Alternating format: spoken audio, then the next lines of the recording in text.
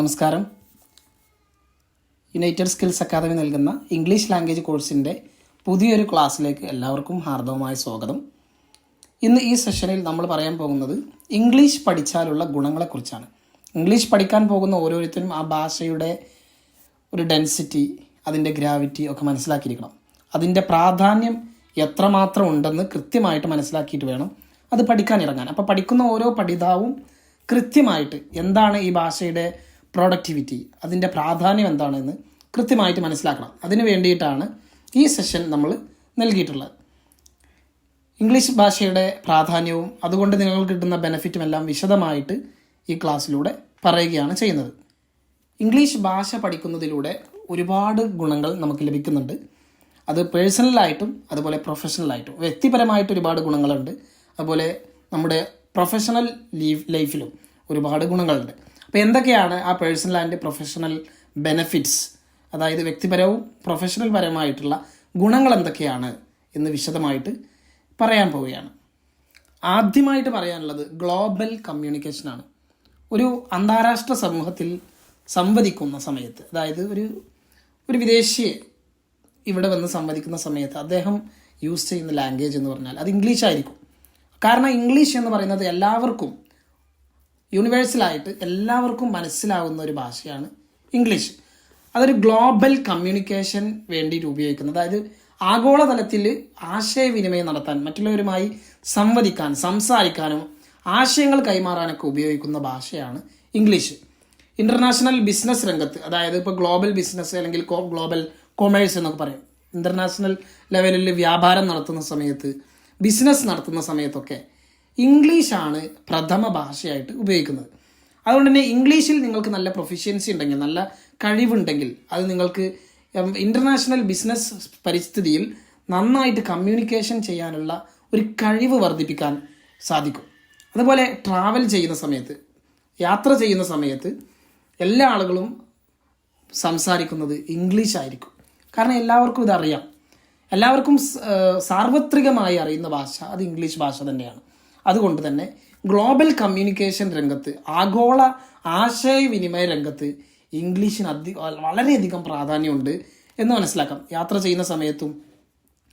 ചെയ്യുന്ന സമയത്ത് നമ്മൾ യാത്രികരുമായിട്ട് സംവദിക്കുന്ന സമയത്ത്, അതുപോലെ യാത്ര ചെയ്യുന്ന വാഹനത്തിലുള്ള ആളുകളോട് സംസാരിക്കുന്ന സമയത്ത്, അതുപോലെ സ്ട്രീറ്റിലൂടെ പോകുന്ന സമയത്തൊക്കെ ഇംഗ്ലീഷ് ഭാഷയ്ക്ക് വലിയ പ്രാധാന്യമുണ്ടെന്ന് നമുക്ക് കൃത്യമായിട്ട് മനസ്സിലാക്കാൻ കഴിയും. അടുത്തതായിട്ട് എഡ്യൂക്കേഷൻ ഓപ്പർച്യൂണിറ്റീസാണ്, അതായത് വിദ്യാഭ്യാസപരമായിട്ടുള്ള അവസരങ്ങൾ.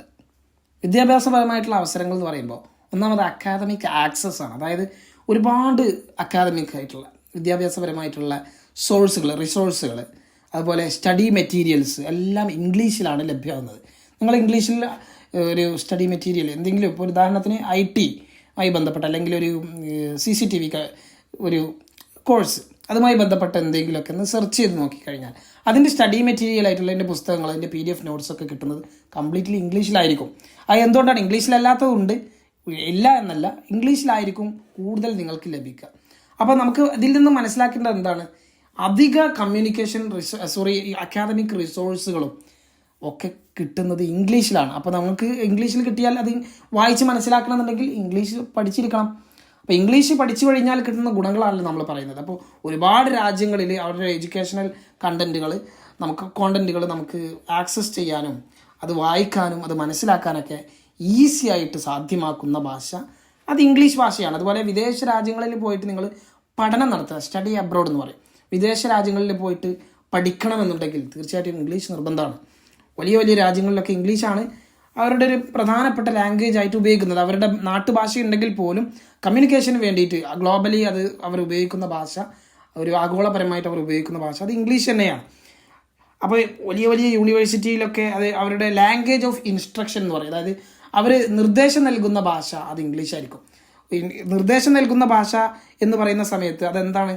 യൂണിവേഴ്സിറ്റികളിലൊക്കെ, ഇപ്പോൾ ഉദാഹരണത്തിന് തമിഴ്നാട്ടിലുള്ള യൂണിവേഴ്സിറ്റി, അവിടുത്തെ ഭാഷ ഇംഗ്ലീഷ് അല്ല, പക്ഷെ അവരുടെ സ്റ്റഡി മെറ്റീരിയലിലും അവർക്ക് നൽകുന്ന നോട്ടീസുകളിലും അവരുടെ വെബ്സൈറ്റിൽ കൊടുക്കുന്നതൊക്കെ ഇംഗ്ലീഷ് ഭാഷയിലായിരിക്കും. അതിനാണ് ലാംഗ്വേജ് ഓഫ് ഇൻസ്ട്രക്ഷൻ എന്ന് പറയുന്നത്. അപ്പോൾ ലാംഗ്വേജ് ഓഫ് ഇൻസ്ട്രക്ഷനൊക്കെ എല്ലാ പ്രസ്റ്റീജിയസ് ആയിട്ടുള്ള വലിയ വലിയ സ്ഥാനമുള്ള യൂണിവേഴ്സിറ്റികളിലൊക്കെ ഉപയോഗിക്കുന്നത് ഇംഗ്ലീഷ് ഭാഷയാണ്. അപ്പോൾ ഇംഗ്ലീഷ് ഭാഷ പഠിച്ചു കഴിഞ്ഞാൽ അത് കൃത്യമായിട്ട് മനസ്സിലാക്കാൻ കഴിയും. അപ്പോൾ ഒരുപാട് വിദേശ രാജ്യങ്ങളിൽ പോയിട്ടുള്ള പഠിക്കാനുള്ള അവസരങ്ങൾക്കുള്ള വാതായനങ്ങൾ തുറക്കപ്പെടും. അതാണ്. അപ്പോൾ ഒന്ന് അക്കാദമിക് ആക്സസ്, മറ്റൊന്ന് സ്റ്റഡി അബ്രോഡ്. ഇനി അടുത്തത് കരിയർ അഡ്വാൻസ്മെൻ്റ് ആണ്. നമ്മുടെ തൊഴിൽ സാധ്യതകൾക്ക് സാധ്യത വർദ്ധിപ്പിക്കുന്നത് ഇംഗ്ലീഷ് ഭാഷയ്ക്ക് വലിയൊരു പ്രാധാന്യമുണ്ട്. അപ്പോൾ നമ്മൾ വലിയ വലിയ മൾട്ടിനാഷണൽ കമ്പനികൾ, MNCകൾ എന്നൊക്കെ പറയും. മൾട്ടിനാഷണൽ കമ്പനികളൊക്കെ അവരുടെ പ്രൈമറി ലാംഗ്വേജ്, അവരുടെ ആശയവിനിമയം നടത്താനുള്ള പ്രൈമറി ലാംഗ്വേജ് ആയിട്ട് ഇംഗ്ലീഷാണ് ഉപയോഗിക്കുന്നത്. ഇപ്പോൾ ഗൂഗിൾ ആയാലും ഫേസ്ബുക്ക് ആയാലും യൂട്യൂബ് ആയാലും ഇൻസ്റ്റഗ്രാം ആയാലും ആമസോൺ ആയാലും ആലിബാബ ആയാലും ഏത് വലിയ കമ്പനികളാണ്, അത് ഏത് രാജ്യത്തുള്ളതാവട്ടെ, ഏത് വലിയ കമ്പനികളായാലും അവരുടെ പ്രൈമറി ലാംഗ്വേജ് ആയിട്ട് ഉപയോഗിക്കുന്നത് ഇംഗ്ലീഷ് ഭാഷയാണ്. സ്വാഭാവികമായിട്ടും ഇംഗ്ലീഷിലുള്ള പ്രൊഫിഷ്യൻസി ഒരുപാട് ഈ കമ്പനികളിലൊക്കെയുള്ള ഒരുപാട് ജോലി സാധ്യതകൾക്ക് വർധനവ്, അതായത് ജോലി സാധ്യതകൾക്കുള്ള അവസരങ്ങൾ വർദ്ധിപ്പിക്കും. മറ്റൊന്ന് കൾച്ചറൽ എക്സ്ചേഞ്ച് ആണ്. നമ്മുടെ കൾച്ചറുകൾ അങ്ങോട്ടും ഇങ്ങോട്ടും പരസ്പരം കൈമാറുന്നതിന് ഏറ്റവും സാധ്യതയുള്ള, ഏറ്റവും സാധ്യമാക്കുന്ന ഒരു സോഴ്സ് അത് ഇംഗ്ലീഷ് ഭാഷയാണ്. ഇപ്പോൾ ലിറ്ററേച്ചർ ആൻഡ് മീഡിയ, സാഹിത്യം, അതുപോലെ മീഡിയ, ഇപ്പോൾ സിനിമകളൊക്കെ, അല്ലെങ്കിൽ മ്യൂസിക്, അല്ലെങ്കിൽ മറ്റ് പലതരത്തിലുള്ള മീഡിയകൾ, ഇവരൊക്കെ ഉപയോഗിക്കുന്ന ഭാഷ ഇംഗ്ലീഷ് ആയിരിക്കും. നിങ്ങളൊരു ഇംഗ്ലീഷ് അല്ലെങ്കിൽ ഒരു ഹിന്ദി മൂവി നമ്മുടെ നാട്ടിൽ ഒരു തിയേറ്ററിൽ ഓടുന്ന സമയത്ത് അവിടെ കൊടുക്കുന്ന ഭാഷ, അതിൻ്റെ സബ് ടൈറ്റിലായി കൊടുക്കുന്ന ഭാഷ, അല്ലെങ്കിൽ ഒരു OTTയിൽ റിലീസ് ചെയ്യുന്ന ഒരു സിനിമയാവട്ടെ, ഒരു മ്യൂസിക് ആവട്ടെ, ഇതിനൊക്കെ കൊടുക്കുന്ന ഭാഷ, അറ്റ്ലീസ്റ്റ് യൂട്യൂബിൽ കൊടുക്കുന്ന പിന്നെ മ്യൂസിക്കിൻ്റെയോ അല്ലെങ്കിൽ വീഡിയോസിൻ്റെ ഒക്കെ ടൈറ്റിൽ വരെ ഇംഗ്ലീഷ് ആയിരിക്കും. അത് എന്തുകൊണ്ടാണ്? അത് എല്ലാവരും ഗ്ലോബലി അക്സെപ്റ്റഡ് ആയിട്ടുള്ള ഒരു ലാംഗ്വേജ്, അത് ഇംഗ്ലീഷ് ആയതുകൊണ്ടാണ്. അപ്പോൾ ഇങ്ങനെ ഇംഗ്ലീഷ് പഠിക്കുന്നത് നമുക്ക് ഒരുപാട് വലിയ വലിയ കൾച്ചറൽ ഹെറിറ്റേജ്, കൾച്ചറലായിട്ടുള്ള പൈതൃകങ്ങളൊക്കെ നമുക്ക് മനസ്സിലാക്കാനും അത് തേടി ചെല്ലാനൊക്കെ നമുക്ക് സാധ്യമാക്കും.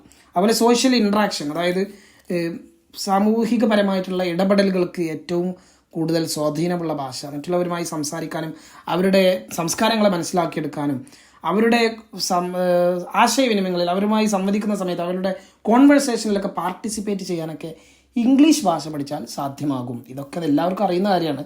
പക്ഷേ ഒന്ന് മനസ്സിലാക്കിയിരിക്കും, ഇതിൻ്റെ ഗ്രാവിറ്റി മനസ്സിലാക്കാൻ വേണ്ടിയിട്ടാണ് ഇതെല്ലാം വ്യക്തമായിട്ട് പറയുന്നത്. അതുപോലെ ടെക്നോളജിക്കൽ ആക്സസ് എന്ന് പറയുമ്പോൾ ടെക്നോളജി സാധ്യമാക്കാൻ ഇംഗ്ലീഷ് നിർബന്ധമാണ്. ഇപ്പോൾ നമ്മളൊരു ലാപ്ടോപ്പ് ഉപയോഗിക്കുകയാണെങ്കിൽ, മൊബൈൽ ഫോൺ ഉപയോഗിക്കുകയാണ്, അത് നിങ്ങൾക്ക് ഉപയോഗിക്കണം എന്നുണ്ടെങ്കിൽ നിർബന്ധമായിട്ട് ഇംഗ്ലീഷ് അറിയണം. കാരണം അതിലൊക്കെ കൊടുക്കുന്ന ലാംഗ്വേജ് ഇംഗ്ലീഷാണ്. മറ്റു പല ഭാഷകൾ അതിലുണ്ടാവാം, പക്ഷേ പ്രൈമറി ലാംഗ്വേജ് അത് നിർബന്ധമായിട്ട് ഇംഗ്ലീഷ് ആയിരിക്കും. ചൈന ഇറക്കുന്ന ഫോണാണെങ്കിലും ആ ഫോണിൽ കൊടുക്കുന്ന പ്രൈമറി ലാംഗ്വേജ് അത് ചൈനീസ് ആവണമെന്നില്ല, അത് ഇംഗ്ലീഷ് ആയിരിക്കും. ഓക്കെ, അപ്പോൾ ഇംഗ്ലീഷ് അറിയുക എന്ന് പറഞ്ഞത് ഇൻ്റർനെറ്റിലാവട്ടെ അല്ലെങ്കിൽ ഏതെങ്കിലും ടെക്നോളജി പരമായിട്ടുള്ള കാര്യത്തിലാവട്ടെ എല്ലാത്തിലും ഇംഗ്ലീഷ് നിർബന്ധമാണ്. ഒരു മൊബൈൽ ഫോൺ നല്ലപോലെ ഉപയോഗിക്കണം എന്നുണ്ടെങ്കിൽ ഇംഗ്ലീഷ് നിർബന്ധമായിട്ട് അറിയണം. അതിൻ്റെ ഓപ്ഷൻസൊക്കെ ഇംഗ്ലീഷിലായിരിക്കും. സ്വാഭാവികമായിട്ടും ഇംഗ്ലീഷ് പഠിച്ചിരിക്കണം. മറ്റൊന്നാണ് പേഴ്സണൽ ഡെവലപ്മെൻറ്റ്, വ്യക്തിഗതമായിട്ടുള്ള പുരോഗതി. നമ്മൾ ഒരു കോൺഫിഡൻസ് പറയുകയാണ്. ഉദാഹരണത്തിന് ഇപ്പോൾ ഇംഗ്ലീഷ് നമുക്ക് അറിയുന്നുണ്ടെങ്കിൽ നമുക്ക് നന്നായിട്ട് സംസാരിക്കാൻ ഒരു ആത്മവിശ്വാസം ഉണ്ടായിരിക്കും.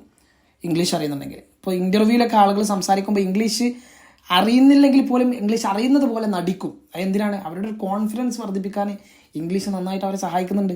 അവർക്ക് ഇംഗ്ലീഷിലെ കുറഞ്ഞ പദങ്ങൾ മാത്രമേ അറിയുന്നുണ്ടാവുള്ളൂ, പക്ഷെ ആ പദങ്ങൾ വെച്ചിട്ട് അവർ നന്നായിട്ട് പെർഫോം ചെയ്യും. സ്വാഭാവികമായിട്ടും ഇങ്ങനത്തെ വ്യത്യസ്തമായ സാഹചര്യങ്ങളിൽ മറ്റുള്ളവരുമായി സംസാരിക്കുന്ന സമയത്ത് അല്ലെങ്കിൽ ഒരു ബിസിനസ് ഇൻട്രാക്ഷൻ നടക്കുന്ന സമയത്തൊക്കെ ഇംഗ്ലീഷ് അറിയില്ലെങ്കിലും അറിയുന്നത് പോലെ അവർ ഇംഗ്ലീഷ് കൈകാര്യം ചെയ്യുന്നുണ്ടെങ്കിൽ തീർച്ചയായിട്ടും അവരുടെ പേഴ്സണൽ ഗ്രോത്തിൽ അല്ലെങ്കിൽ അവരുടെ പേഴ്സണൽ ഡെവലപ്മെൻറ്റിൽ അതിന് വലിയൊരു എന്താ പറയുക, ഒരു സ്വാധീനമുണ്ട്, ഒരു ഇമ്പാക്റ്റ് ഉണ്ട്. അപ്പോൾ നമ്മൾ എക്സ്പ്രസ് ചെയ്യുന്ന സമയത്ത് കൂടുതൽ ഇഫക്റ്റീവായിട്ട് വ്യത്യസ്തമായ സാഹചര്യങ്ങളിൽ ഇഫക്റ്റീവായിട്ട് നമ്മുടെ ഒരു കോൺഫിഡൻസിനെ ബൂസ്റ്റ് ചെയ്യാൻ ഇംഗ്ലീഷ് നിങ്ങളെ സഹായിക്കുന്നുള്ള കാര്യത്തിൽ യാതൊരു സംശയമില്ല. മറ്റൊന്ന് ഡിപ്ലോമസി ആൻഡ് ഇൻ്റർനാഷണൽ റിലേഷൻസ് ആണ്. ഇപ്പോൾ നമ്മുടെ രാജ്യത്ത് നിന്ന് മറ്റൊരു രാജ്യത്തേക്ക് ഒരാൾ പോവുകയാണ്. പോവുകയാണ്? നമ്മുടെ മിനിസ്ട്രിയിൽ നിന്ന് ഒരാൾ പോവുകയാണ്. ആ സമയത്ത് അവിടെ കാര്യങ്ങൾ ചർച്ച ചെയ്യാനും സംസാരിക്കാനൊക്കെ ഉപയോഗിക്കുന്ന ഭാഷ അത് ഇംഗ്ലീഷായിരിക്കും. അത് ഇൻ്റർനാഷണലി എല്ലാവരും റിലേഷന് വേണ്ടിയിട്ടും അതുപോലെ ഡിപ്ലോമസിക്ക് വേണ്ടിയിട്ടൊക്കെ ഉപയോഗിക്കുന്ന ഭാഷ അത് ഇംഗ്ലീഷാണ്. അപ്പോൾ ഇംഗ്ലീഷിൽ നിങ്ങൾക്ക് നല്ല പ്രൊഫിഷ്യൻസി ഉണ്ടെങ്കിൽ ഈ ഡിപ്ലോമാറ്റിക് ആക്ടിവിറ്റീസിലുമായി ബന്ധപ്പെട്ട ആളുകളുമായിട്ട് സംവദിക്കുന്ന സമയത്ത് അത് വളരെ ക്രൂഷ്യലാണ്, വളരെ നിർണായകമായ ഒരു സാധനമാണ് ഇംഗ്ലീഷ് എന്ന് പറയുന്നത്. അപ്പോൾ ഇൻ്റർനാഷണൽ ബന്ധങ്ങൾക്കൊക്കെ ഏറ്റവും കൂടുതൽ ആവശ്യമായി വരുന്ന ഒരു സംഗതിയാണ് ഇംഗ്ലീഷ് ഭാഷ. ഇനി വളരെ ഇമ്പോർട്ടൻ്റ് ആയിട്ടുള്ള ഒരു കാര്യമാണ് ഇന്നൊവേഷൻ ആൻഡ് റിസർച്ച്. പുതിയ പുതിയ കണ്ടുപിടുത്തങ്ങളും അതുപോലെ ഗവേഷണങ്ങളൊക്കെ നടക്കുന്ന സമയത്ത് അത് പല ആളുകൾക്കും സയൻറ്റിഫിക് ആയിട്ടുള്ള കാര്യങ്ങളൊക്കെ സമൂഹങ്ങളോട് കൈമാറുന്ന സമയത്ത് അത് ഇംഗ്ലീഷ് നിർബന്ധമായിട്ട് വരും. അത് അവർക്ക് കൈമാറണമെന്നുണ്ടെങ്കിൽ അവരുടെ ഭാഷയിലേക്ക് കൈമാറാൻ ചിലപ്പോൾ നമുക്ക് സാധിക്കണമെന്നില്ല വേറെ ഏതെങ്കിലും രാജ്യത്തുള്ള ആളുകളായിട്ട്. അഥവാ നമ്മൾ അതിന് മീഡിയ ആയിട്ട് ഉപയോഗിക്കുന്നത് ഇംഗ്ലീഷ് ലാംഗ്വേജാണ്. അപ്പോൾ അത് വളരെ ഇമ്പോർട്ടൻ്റ് ആണ്. കാരണം പഠിക്കുന്ന ആളുകൾ അതുപോലെ വിദേശ രാജ്യങ്ങളിലൊക്കെ ഡോക്ടറേറ്റ് എടുക്കാൻ പോകുന്ന ആളുകളൊക്കെ റിസർച്ച് ചെയ്യുന്ന സമയത്ത് അവരുടെ ഫൈൻഡിങ്സ്, അവരുടെ റിസർച്ച് മെത്തേഡ്സ്, അവരുടെ റിസർച്ച് റിസൾട്ട്സ് ഒക്കെ മറ്റുള്ളവർക്കുമായിട്ട് ഷെയർ ചെയ്യുന്ന ഒരു സമയമുണ്ടാവും. ആ സമയത്ത് അവരുടെ റിസർച്ചൊക്കെ പോസ്റ്റ് ചെയ്യുന്ന സമയത്ത്, അത് പബ്ലിഷ് ചെയ്യുന്ന സമയത്തൊക്കെ നിർബന്ധമായിട്ട് ഇംഗ്ലീഷ് അറിഞ്ഞിരിക്കൽ വളരെ നിർബന്ധമാണ്. സംഗതി അവർ വേറെ ഏതെങ്കിലും ഭാഷയിലാണ് റിസർച്ച് ചെയ്യുന്നുണ്ടെങ്കിലും അത് അവസാനമായിട്ട് അവതരിപ്പിക്കുന്ന സമയത്ത്, ഒരു റിസർച്ച് ചെയ്ത് ഡോക്ടറേറ്റ് എടുക്കുന്ന സമയത്ത് ഇത് ലാസ്റ്റ് എക്സ്പ്രസ് ചെയ്യണം. ആ സമയത്ത് നിർബന്ധമായിട്ട് ഇംഗ്ലീഷ് അറിഞ്ഞിരിക്കണം. അപ്പോൾ ഇംഗ്ലീഷിന് അത്ര വലിയ പ്രാധാന്യം പഠനരംഗത്തും പാഠ്യേതര രംഗത്തും ഒക്കെ ഉണ്ട്. അപ്പോൾ ഇംഗ്ലീഷ് ഭാഷയുടെ പ്രാധാന്യം വളരെയധികം വലുതാണ് എന്ന് നിങ്ങൾക്ക് ഈ ഒരു സെഷനിലൂടെ മനസ്സിലായിട്ടുണ്ടാകും. അപ്പോൾ തീർച്ചയായിട്ടും ഇംഗ്ലീഷ് പഠിക്കാൻ പോകുന്നവർക്ക് വളരെ ബെനിഫിഷ്യൽ ആയിട്ടുള്ളൊരു കാര്യമാണ് ഈ കാര്യങ്ങളൊക്കെ അറിഞ്ഞിരിക്കുക എന്നുള്ളത്. തീർച്ചയായിട്ടും നമ്മുടെ ഈ കോഴ്സിലൂടെ നിർബന്ധമായിട്ടും നിങ്ങളെല്ലാവരും ഞാൻ എൻ്റെ കഴിവിൻ്റെ പരമാവധി നിങ്ങളെ ഇംഗ്ലീഷ് പഠിപ്പിക്കാൻ ഞാൻ സഹായിക്കുന്നതാണ്. നിങ്ങളുടെ സപ്പോർട്ട്, നിങ്ങളുടെ കമൻസ്, നിങ്ങളുടെ ഇൻട്രാക്ഷൻ ഇതെല്ലാം എനിക്ക് ആവശ്യമാണ്. തീർച്ചയായിട്ടും ഈ ക്ലാസ് കേട്ടതിന് ശേഷം നിങ്ങളുടേതായ കമൻറ്റുകൾ നിങ്ങൾ രേഖപ്പെടുത്തണം. അഭിനന്ദനങ്ങൾ ഉണ്ടെങ്കിൽ അത് അറിയിക്കണം. അത് നിങ്ങൾക്ക് പുതിയ പുതിയ നല്ല നല്ല ക്ലാസ്സുകൾ നൽകാൻ എനിക്ക് മോട്ടിവേഷൻ നൽകുന്നതാണ്. നിങ്ങളുടെ അകമഴിഞ്ഞ ഇത്തരത്തിലുള്ള സപ്പോർട്ടുകൾ ഞാൻ ആവശ്യപ്പെടുന്നു. നന്ദി.